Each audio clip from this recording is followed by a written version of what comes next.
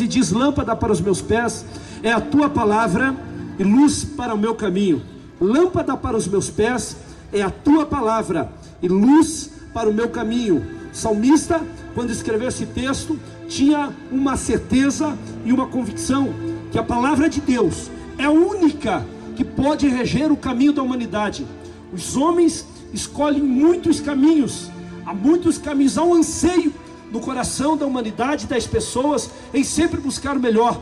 Desde que nascemos, estamos sendo impressionados para fazer o melhor da nossa vida. Buscamos primeiro as finanças, a nossa vida, uma pessoa estar ao nosso lado, as emoções, os sentimentos. Há uma busca incessante no coração dos homens e das mulheres em buscar algo melhor para a sua vida, em buscar um caminho melhor. Qual pai que não gosta de dar ao seu filho o melhor? Qual pai que não projeta para o seu filho uma boa educação, um bom colégio, uma boa faculdade? Qual pai que não procura ter uma boa profissão, buscar sempre melhorando dentro da sua empresa, para que consiga um cargo melhor, um salário melhor, para que em consequência disso tudo possa dar mais prazer à sua família, melhor lazer? Há uma busca incessante, não só na área financeira, mas na área sentimental. Os homens sempre buscaram a sua cara metade, uma pessoa que pudesse dividir as suas emoções, os seus sentimentos, o seu amor. A ansiedade no coração dos homens, e isto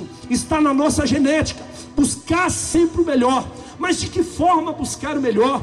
Nós estamos aqui comemorando o dia da Bíblia, evidentemente porque Davi deixa este salmo dizendo: lâmpada para os meus pés é a tua palavra e luz para o meu caminho. Este caminho que está sendo trilhado pela humanidade, muitos caminhos têm sido escolhidos, mas em Provérbios está escrito: há caminhos que ao homem parecem direito, mas o seu final são laços de morte.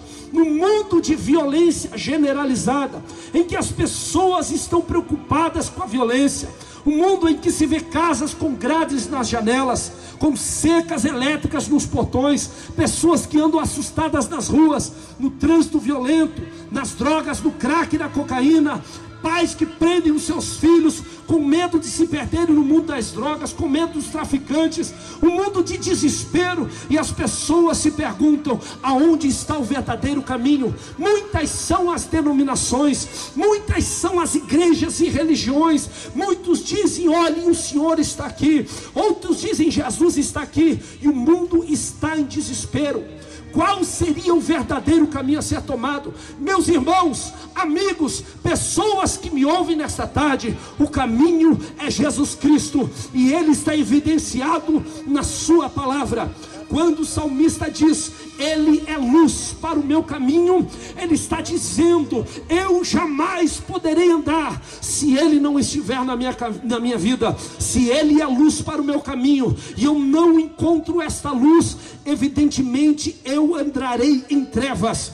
Foi o evangelista A.W. Tozer que escreveu que um homem pode ter todo o conhecimento acerca de Deus, saber que Cristo morreu por ele, saber até a história da cruz, sem nunca ter conhecido de forma vital, pessoal e verdadeira o próprio Jesus Cristo. São experiências pessoais. Você talvez não entendeu o que eu disse, vou lhe explicar. É ter Jesus no centro da sua casa, é ter Jesus no centro da tua família, é ter Jesus como baliza do teu casamento, é ter Jesus como centro da educação dos teus filhos.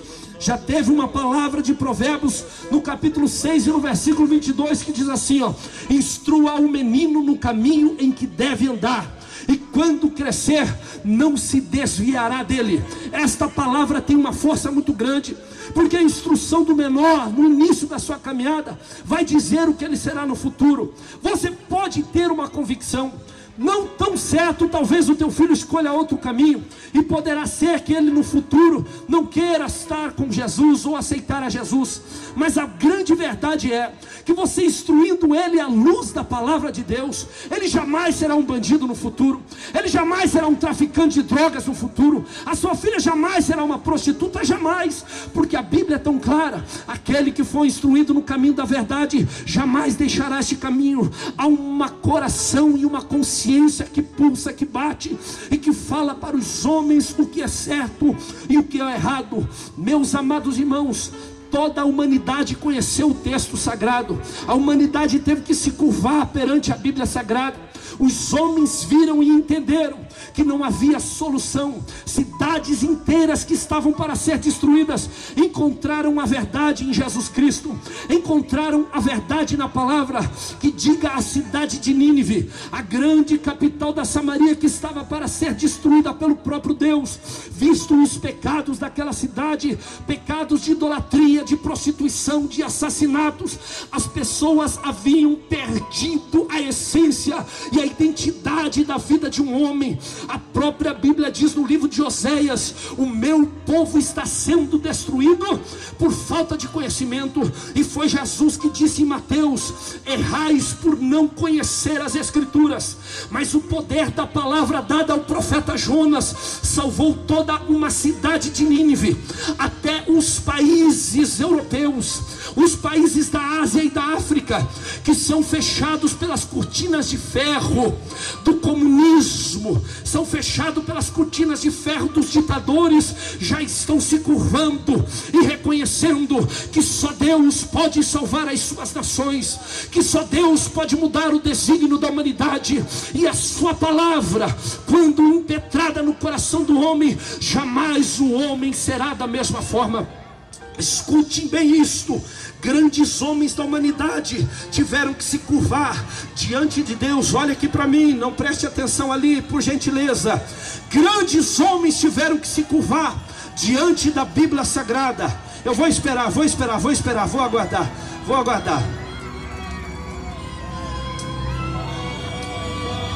Eu vou dar um minuto para que você preste bem atenção no que eu quero falar e não perca a sua atenção.